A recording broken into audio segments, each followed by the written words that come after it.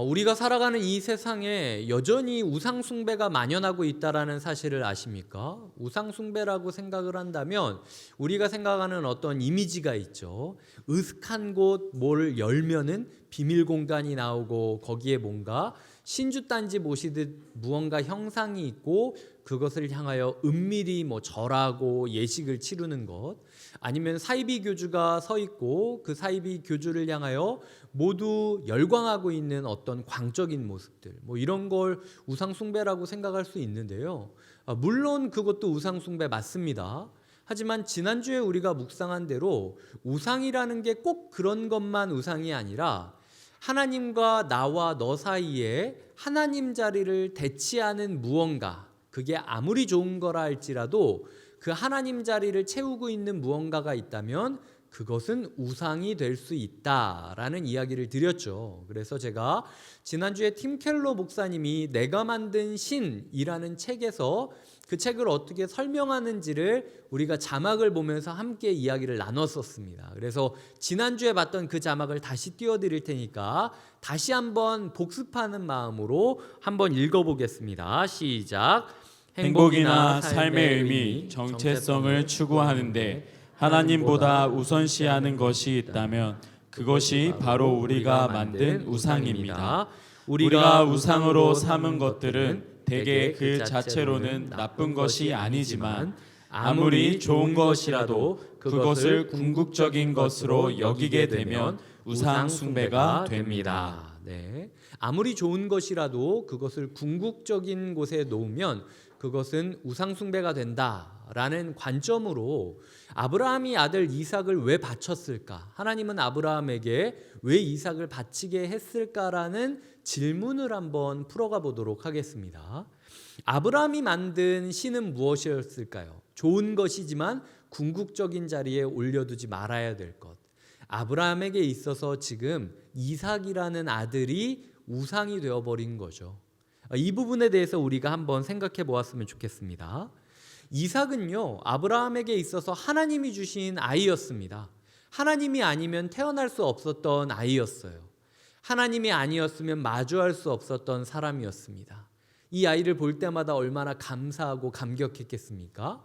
그런데 어느 날 시간이 흐르면 흐를수록 그 감사가 변질되는 것을, 하나님을 향한 감사에서 사람을 향한 사랑으로 이것이 변질되고 있다라는 사실을 아브라함은 마주해야 했다라는 것이죠.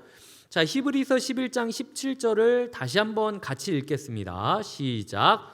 아브라함은 시험을 받을 때에 믿음으로 이삭을 드렸으니 그는 약속들을 받은 자로 돼 그 외아들을 드렸느니라. 자, 그 외아들이라는 표현을 한번 우리가 주목해야 돼요. 아브라함한테 아들이 몇 명 있는지 한번 떠올려 볼까요? 아브라함에게 외아들입니까, 이삭이? 아니죠. 아브라함에게는 아들이 둘이 있었어요. 하갈로부터 낳은 이스마엘이라는 아들이 있었고요. 사라를 통하여 낳은 이삭이라는 아들이 있었습니다.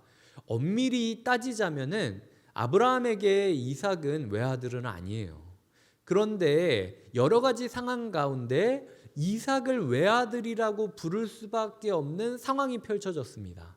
왜냐하면 아내 사라가 이 남편과 그 다른 이제 하갈이라는 여인, 그 여인으로부터 낳은 이스마엘이라는 아이를 보았을 때 자꾸 이렇게 충돌이 일어나니까 안 되겠는 거예요. 그래서 사라의 마음 가운데 아브라함에게 이 여자를, 이 아이를 떠나보내야 된다, 분가시켜야 된다라는 이야기를 했다는 거죠.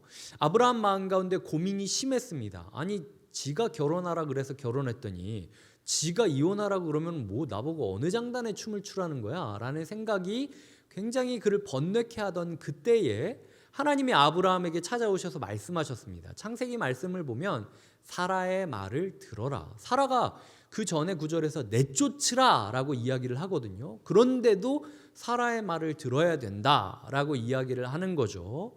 제가 이 말씀을 묵상하며 깨달았던 두 가지 생각이 있는데, 첫 번째는 아내의 말은 무조건 맞다 라는, 하나님께서 아니 내쫓으라는 것까지도 아내 말이 맞다는 말이야? 약간 그런 마음을 주셨고, 두 번째 마음은 하나님께서 어떤 경우에라도 합력하여 선을 이루시는 분이라는 걸 네가 믿어야 된다.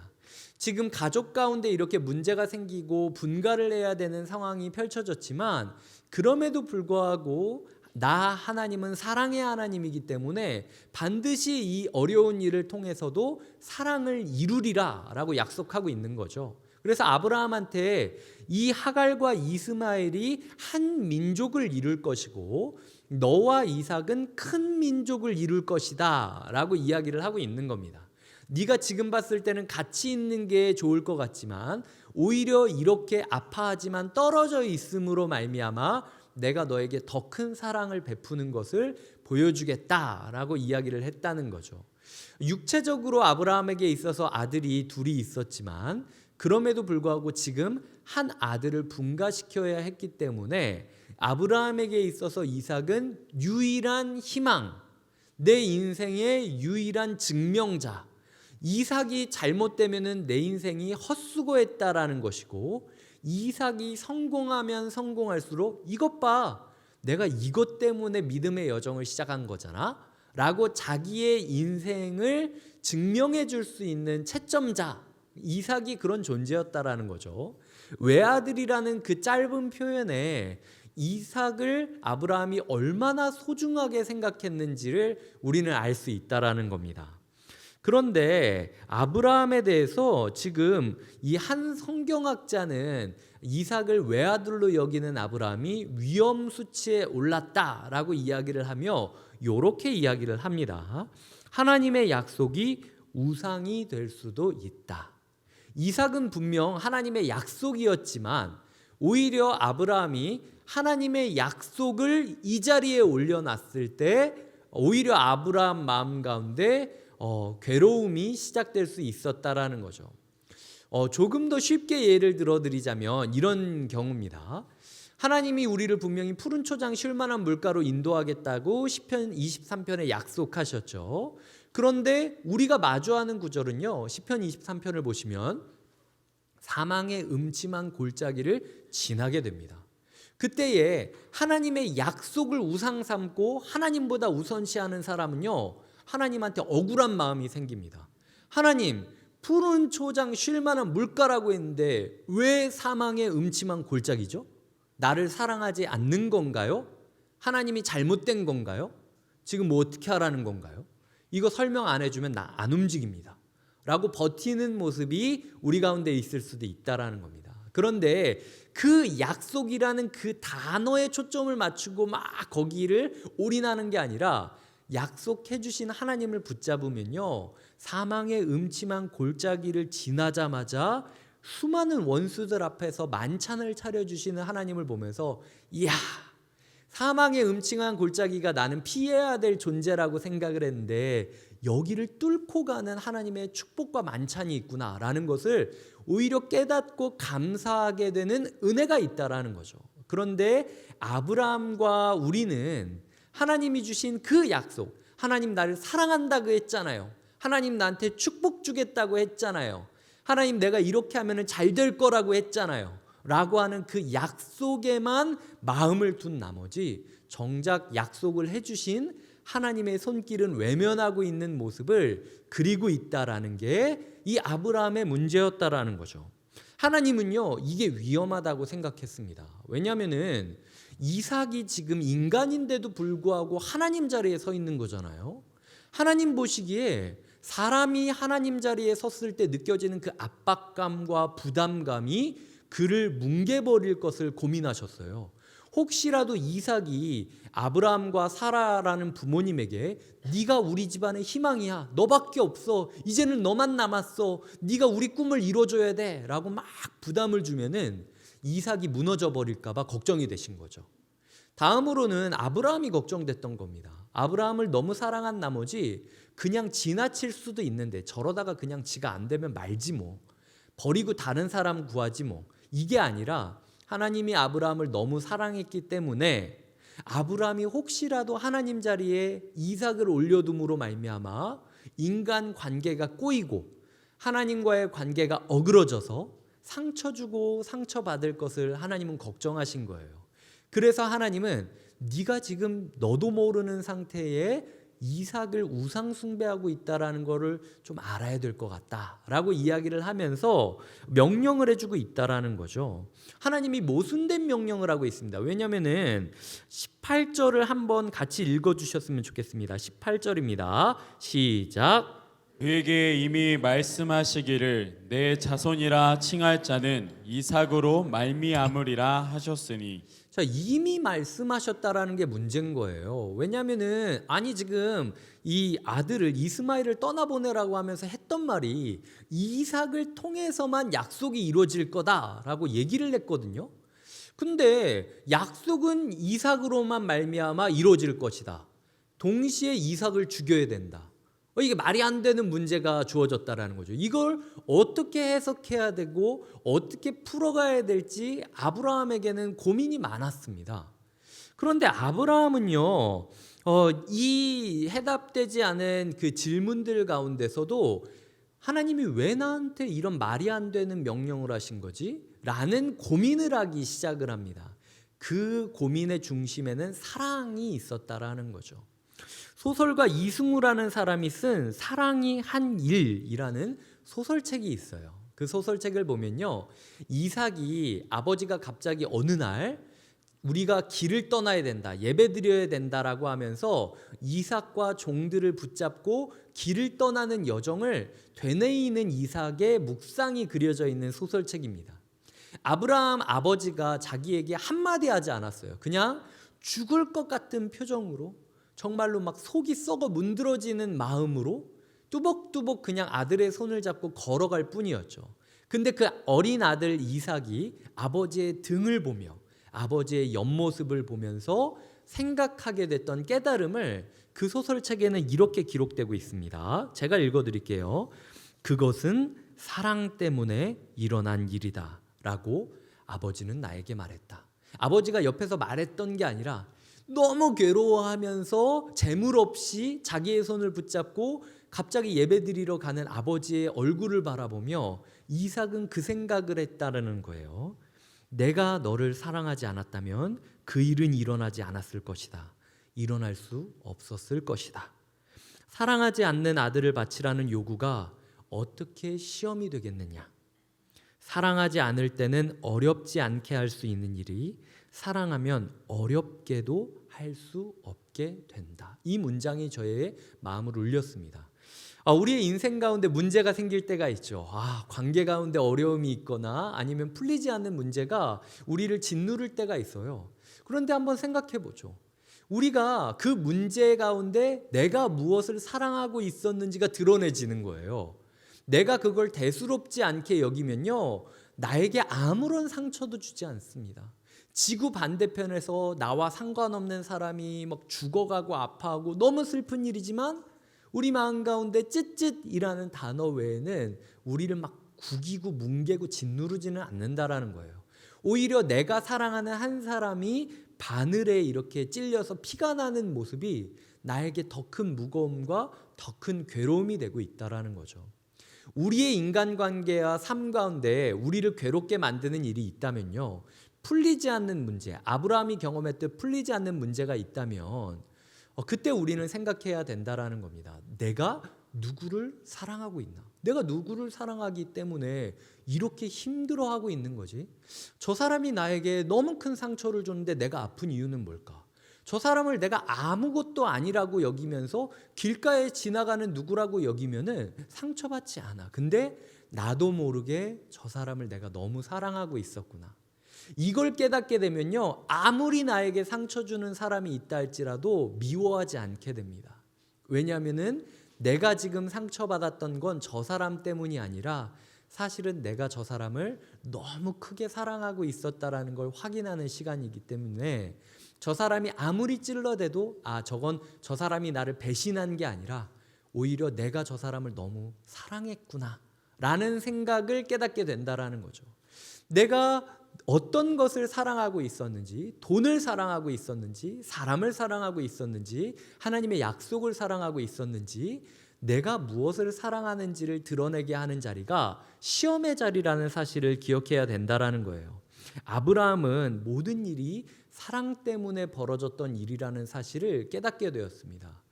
이 여정을 걸으면서 아브라함은 생각했을 거예요. 차라리 나를 죽으라고 한다면, 아들을 위해서 내가 죽어야 된다면 내가 더 쉽게 순종했을 텐데, 내가 차라리 죽을 걸이라고 생각할 정도로 내가 아들을 생각하고 있었구나. 하나님이 준 아이임에도 불구하고 하나님보다 더 이 아이를 사랑하고 있었구나 라는 사실을 깨달으면서 묵묵히 여정을 걸어갔던 것, 그것이 아브라함이 걸어야 했던 자신의 여정이라는 것이죠. 즉 여기까지 요약하자면요, 아브라함은 이미 받은 말씀 때문에 힘들었지만 사실은 이미 받은 말씀 때문에 힘든 그 상황에서도 사랑의 하나님이라는 것을 포기하지 않았기 때문에 내가 이 여정 가운데 어떤 마음으로 걸어가야 되는지 말씀을 통하여 스스로의 민낯을 볼 수 있었다라는 거죠. 여기까지가 아브라함이 문제를 직면했을 때 가졌던 모습이고요. 자, 그런데 19절에 보면 능히 죽은 자 가운데서 도로 받을 것이다 라는 문장이 나옵니다. 자, 아브라함의 믿음은 맹종이 아니었어요. 치열한 고민과 상상력의 결과, 꿈꾸는 모습이었다라는 것을 잊지 말아야 됩니다. 19절을 한번 읽어주시겠습니까? 19절입니다. 시작. 그가 하나님이 능히 이삭을 죽은 자 가운데서 다시 살리실 줄로 생각한지라. 비유컨대 그를 죽은 자 가운데서 도로 받은 것이니라. 자, 보시면은요, 능히 다시 살리실 줄로 생각한지라. 이게 아브라함의 믿음이었다라는 거예요. 아브라함의 믿음을 이야기할 때 제가 꼭 드리고 싶은, 아브라함의 믿음이 이제 4가지 축이 있었다라고 이야기 드렸잖아요. 이게 4번째 기둥입니다. 아브라함은 그냥 믿으라고 믿었던 게 아니에요.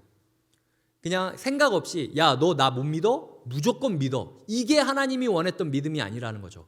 아브라함은 이해되지 않는 상황에서도 끝까지 말씀 붙잡으면서 하나님 도대체 이 말씀으로 이 상황을 해석하게 도와달라고 끊임없이 생각하고 끊임없이 상상하고 끊임없이 꿈을 꾸면서 한 걸음 한 걸음 보이지 않는 삶을 걸어갔던 게 아브라함의 믿음이었다. 우리가 그 믿음을 본받아야 된다고 성경이 말하고 있다라는 거죠. 아브라함은요, 2가지 문장이 걸렸다고 이야기 드렸죠. 이 2가지 문장을 보면 이삭은 죽을 것이다, 하지만 다시 살아날 것이다 라고 생각을 할 수밖에 없었던 거예요. 왜냐하면 이삭은 죽여야 된다, 근데 이삭이 아니면 답이 없다 라는 이야기를 하니까 이삭은 죽어야 되는구나, 하지만 하나님이 다시 살릴 것이구나. 이전까지 부활에 대한 이야기가 없었음에도 불구하고 아브라함의 삶 가운데 부활이라는 키워드를 가지고 올 정도로 아브라함은 답을 못 찾았던 거예요. 하나님이 왜 이렇게 상반된 이야기를 하시지? 진짜 죽이라고 하고 그리고 하나님은 다시 살리겠구나. 왜? 죽은 자라는 키워드가 이전에 히브리서에 뭐라고 등장하냐면요, 사라는 죽은 자와 같은 한 사람이었다, 그녀로 말미암아 생명이 잉태됐다라고 이야기를 하면서 요 구절이 나타납니다. 아브라함과 사라는 알았던 거예요. 자기들이 시체 인생이라는 걸. 하나님이 왜 자녀를 주겠다고 하고 100살까지 시간을 끄셨을까? 내 한계선을 넘어서 나는 이제 진짜 안 되는구나라고 완전히 포기한, 이제 내 능력으로는 생명이 나올 가능성이 없구나라고 완전히 인정한 그때 하나님이 생명을 주셨던 거죠. 그러니까 이제 아브라함과 사라는 그때 알았던 거예요. 왜 하나님이 이렇게 시간을 끌어서 이삭을 주셨느냐? 죽은 자도 살릴 수 있는, 없던 생명도 만들 수 있는, 무에서 유를 창조하는 분이 하나님이구나 라는 사실을 깨달았던 게 아브라함과 사라가 이삭을 마주하면서 보았던 첫 마음, 첫 감사, 첫 감격이었던 거죠. 아브라함은 그때 깨달은 거예요. 내가 첫 마음을 잃어버렸구나. 첫 감사를 놓치고 살았었구나. 내가 그때는 하나님이 죽은 자 가운데서도 생명을 주시는 하나님이라고 감격하며 노래 불렀는데, 이제는 하나님의 명령이 이게 어떻게 되는 거냐라고 생각을 하고 고민하고 있었구나. 없던 생명도 만들어주는 하나님이라면 죽인 생명도 다시 살려줄 수 있지 않겠냐 라는 믿음을 가지고 아브라함은 걷기 시작했다라는 거죠. 전혀 해석할 수 없는 상황임에도 불구하고 끝까지 말씀으로 풀어가기 위하여 생각하고 고민하고 씨름하고 상상하며 꿈꾸며 도전했던 것. 이게 아브라함의 모습이라는 겁니다. 제가 중요한 이야기를 이제부터 드릴 거예요. 자, 아브라함이 이삭과의 관계에 있어서 하나님이 아브라함을 통하여 이삭을 죽이고 다시 살릴 거라고 아브라함은 생각했습니다. 그게 아브라함이 수십 년 동안 믿음의 길을 걸으면서 내렸던 고민의 결과였어요. 자, 그런데 창세기를 기억하시는 분은 한번 답해 보셨으면 좋겠습니다. 마음으로 답해 주시면 돼요. 이 답이 맞았습니까? 틀렸습니까? 하나님이 진짜 아브라함 보고 이삭을 죽이라고 한 다음에 이삭이 죽고 나서 다시 살렸습니까? 아니죠. 창세기 22장 13절을 같이 읽겠습니다. 시작. 아브라함이 눈을 들어 살펴본즉 한 수량이 뒤에 있는데 뿔이 숯불에 걸려 있는지라. 아브라함이 가서 그 수량을 가져다가 아들을 대신하여 번제로 드렸더라. 여기가 중요한 거예요. 인간이 최선을 다하여 수십 년 동안 신앙생활을 하면서 자신의 모든 고민과 모든 에너지와 모든 교훈들을 총동원해 가지고 내놓은 답인데 틀렸어요. 그럼에도 불구하고 하나님은 아브라함을 꾸짖지 않았다라는 거예요. 야, 문제에 함몰되지 말고 눈을 들어서 뒤를 봐라 이놈아. 하나님이 꾸짖을 수 있는데도 불구하고 오히려 그것이 아니라 네가 인간임에도 불구하고 풀리지 않는 문제 가운데 끝까지 말씀 붙잡고 풀어가려고 노력했구나. 잘하였도다. 착하고 충성된 종아. 라고 감사하며 기뻐하시는 하나님의 모습이 들어가 있다라는 거죠. 하나님은요, 우리의 오답을 정답으로 바꾸시는 분입니다. 정답이냐 오답이냐를 채점하는 채점자가 아니에요. 그냥 우리가 각자의 자리에서 각자가 알고 있는 말씀을 가지고 목사는 목사가 알고 있는 말씀을 토대로, 집사는 집사가 알고 있는 말씀을 토대로, 새가족은 새가족이 알고 있는 말씀을 토대로 그냥 현실을 어떻게든 이해하고 살아내려고 애를 쓰다 보면은 하나님께서 그들의 모든 모습을 목사니까 100점, 집사니까 70점, 새가족이니까 50점 이게 아니라 너도 100점, 너도 100점, 너도 100점 이야기하시는 분이 하나님이라는 거죠. 우리가 아브라함의 믿음을 닮아간다라는 건 그렇게 서로 비교하고 경쟁하면서 뭐가 정답이니 오답이니 싸우는 게 아니라 할 수 있는 한 자기 자리에서 최선을 다하여 말씀을 붙잡고 씨름하며 꿈꾼다면 어떤 답도 정답을 만들어 주실 하나님을 마주하게 되는 것이 아브라함의 믿음이라는 것이죠. 100% 하나님을 이해하고 따르는 것이 아니라 부족하지만 최선을 다해 생각하고 상상하며 꿈꾸며 걸어가면 이미 우리를 향한 한 수량이 준비되어 있었다라는 것을 발견하게 된다라는 게 하나님이 아브라함의 삶을 통해서 우리에게 주는 믿음의 교훈이라는 것입니다. 아브라함을 묵상하며 저는 사랑이 우리를 밀어넣고 사랑이 우리를 이기게 한다라는 생각이 들었어요. 왜냐하면 아까 그 아브라함에 대해서 우리가 묵상했잖아요. 근데 아브라함이 믿었던 하나님이 무엇일까? 저는 한 문장으로 이야기하자면 하나님은 사랑이시다라는 문장이라고 생각해요. 하나님은 사랑이고 그 사랑은 엄청난 능력을 가지고 있다. 사랑하지 않았다면 나를 부르지 않았을 것이고, 사랑하지 않았다면 나를 여기까지 이끌지 않았을 것이고, 사랑하지 않았다면 이삭을 주지 않으셨을 것이다. 그의 사랑은 내 사랑보다 먼저 있었고 내가 손을 놓았을 때도 나를 붙잡고 계시는 사랑이었으며 불가능을 가능으로 만드는 능력이다. 그 사랑이 지금 아브라함을 구덩이 속으로, 문제 속으로, 괴로움 속으로 밀어넣고 있다라는 거죠. 아까 이야기 드렸던 이승우 소설가의 사랑이 한 일에는 이런 구절이 또 등장합니다. 일어나기 힘든 어떤 대단한 일은 사랑 때문에 일어난다. 사랑은 불가능한 것을 하라고 요구한다. 아버지는 아들을 바치라는 요구를 받았다. 아들을 사랑해서 일어난 일이다. 신은 아버지에게 아들을 바치라고 요구했다. 아버지를 사랑해서 일어난 일이다. 사랑 때문에 받은 이 요구는 사랑 때문에 이행하는 것이 불가능하다. 그는 바치는 것이 불가능했고 바치지 않는 것도 불가능했다. 사랑은 그를 불가능한 사람으로 만들었다. 모든 것이 가능한 세계에서 어느 것 하나 가능하지 않은 세계로 사랑이 그를 밀어 넣었다. 저는 이게 아브라함이 마주했던 현실일 뿐만 아니라요, 모든 신앙인이 마주하게 되는 절대선이라고 생각이 들어요. 그러니까 인간의 힘으로는 내가 낳은 이 아이 너무 행복하게 해주고 싶고, 내가 사랑하는 이 사람 너무 행복해주고 싶지만, 이 관계 가운데 풀리지 않는 것, 나의 연약함과 나의 어려움 때문에 이 문제의 해답을 갖지 못하는 것을 느낄 때가 있어요. 너무나도 내가 이 사람을 사랑하는데 어떤 부분에 있어서 너무나도 나를 또 사랑하기 때문에, 아니면은 내 일을 사랑하기 때문에, 내 무언가를 사랑하기 때문에 사랑하는 이 사람을 사랑하지 못하게 되는 것. 이런 사랑의 한계선 앞에 우리가 서게 된다라는 거죠. 예전에 우리가 철이 없었을 때는 내가 마음만 먹는다면 반드시 사랑할 수 있을 거야. 나는 마음만 먹는다면 하나님을 사랑할 수 있을 거고, 내가 노력만 제대로 한다면 반드시 사람들을 살릴 수 있을 거야 라는 열정이 가득할 때가 있었지만요, 저는 압니다. 제 힘으로는 안 돼요. 저는 불가능합니다. 묵상하면 묵상할수록 나는 불가능한 존재구나, 이러지도 못하고 저러지도 못하는 너무 연약한 존재구나, 내가 아비임에도 불구하고, 내가 남편임에도 불구하고, 내가 목사임에도 불구하고 아무것도 할 수 있는 게 없는 무력한 존재구나, 그저 나는 사랑할 수밖에 없는 존재구나 라는 것을 깨닫게 되는 지점이 모든 신앙인 앞에 설 수밖에 없다라는 거죠. 그런데 기억하셔야 돼요. 아까 제가 이야기 드렸죠.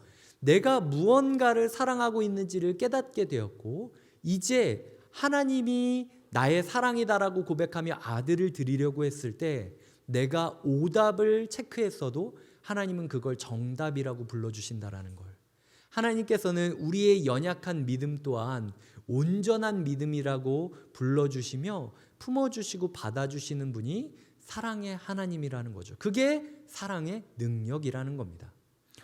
이안 더기드라는 학자는 이렇게 이야기했어요. 하나님이 말씀하셨고 나는 그것을 믿는다. 그러므로 믿음이 해결할 것이다. 나는 일단 사랑의 하나님을 믿겠습니다. 이제 내 믿음이 해결되게 나는 내 삶을 주님께 드립니다. 주님께서 해결해 주세요 라고 할 수 있는 한 몸부림치면서 모든 것을 주님께 맡기는 삶. 주님께서는 그때 우리의 가정을 회복시켜 주시고요, 우리의 교회를 교회답게 세워가실 것이라고 말씀하고 있다라는 거죠. 이제 말씀을 맺겠습니다. 한번 생각해 볼게요. 아브라함은 정답을 말했습니까? 오답을 말했습니까? 오답을 말했죠. 하지만 정답을 말했습니다. 왜냐하면요, 아브라함은 지금 이삭을 어떻게 할 거냐는 문제에 대해서는 틀렸죠. 하지만 아브라함은 아버지가 왜 아들을 제단에 올려야 되는지에 대한 질문만큼은 깨닫고 응답하는 모습을 보이고 있는 거예요. 예수님이 어떻게 태어나고 예수님을 어떻게 죽일지 하나님이 설명 하나도 하지 않았는데, 우리가 지금 그 설명을 듣고 나서도 십자가를 묵상하면서 아니 어떻게 아들을 사랑한다면서 아들을 십자가에 못 박을 수 있어?